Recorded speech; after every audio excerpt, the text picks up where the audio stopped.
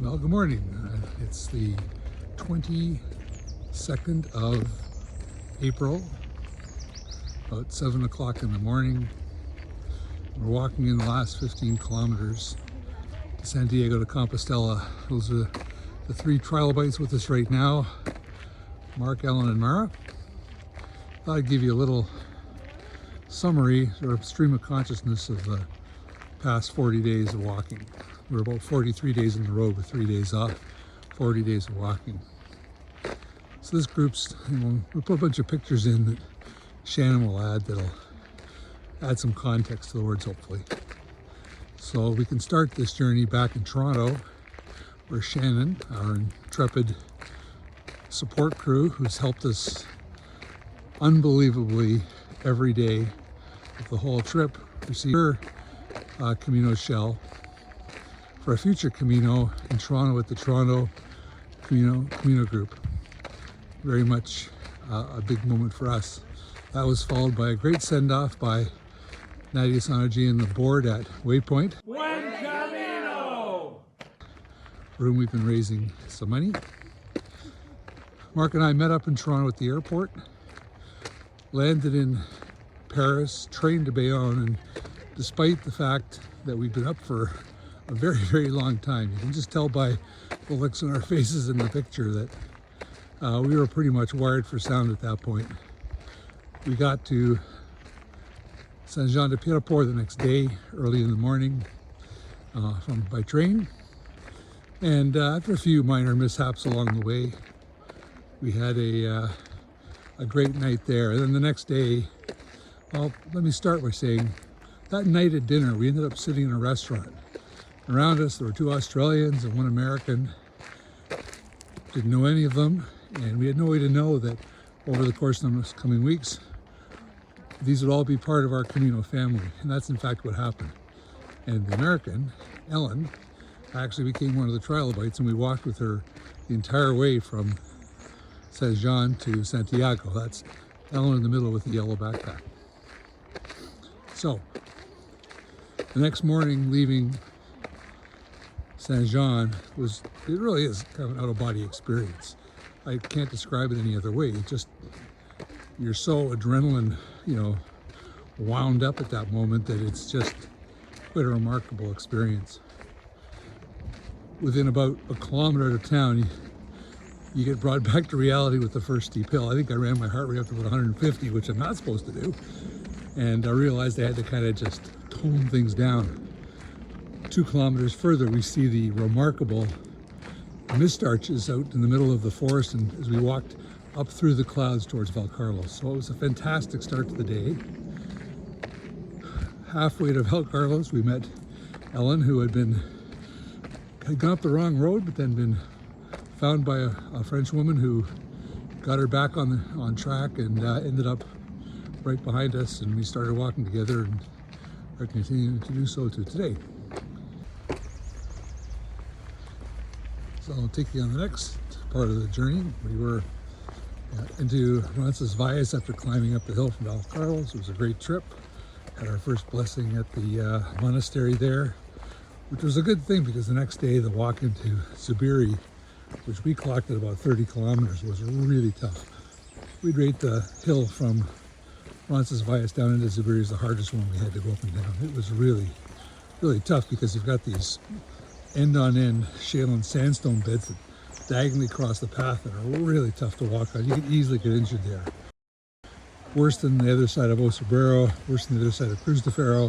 This is the one that really got to us. But as seemed to happen every time, we get to the bottom and we end up one of the marvelous hostels or albergues along the route. Hostel Susea, which was just a godsend. We had a great stay with Sarah at Sarah's place, and it was got us going on the next chunk of the journey, which was definitely needed. 2 days later, we were in Lorca, and we really hit a wall. At that point, we figured out that we had to change some things and do something at a different pace, so we altered our pace and started working on the theory that the slower you go, the better things get, and that sure proved out to be the case all the way through. And so we went at that slower pace all the way into Burgos. The walk into Burgos was featured by meeting Peter and Alba. Alba's a Catalonian opera singer who showed us the wonderful monastery at Nazaré, which we would not have seen otherwise. And we got to hear her wonderful singing at both the at two of the Donativo albergues at Gragnon and Dos Santos, which if you can get there, it's sure worth it. Beautiful, beautiful places.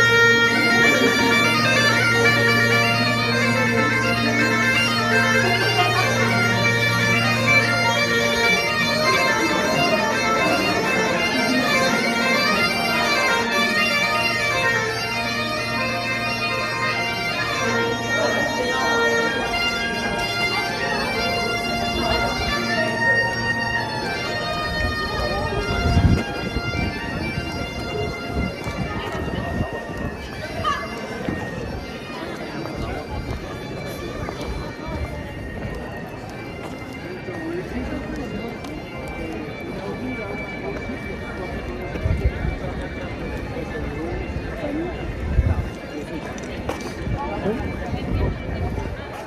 the food.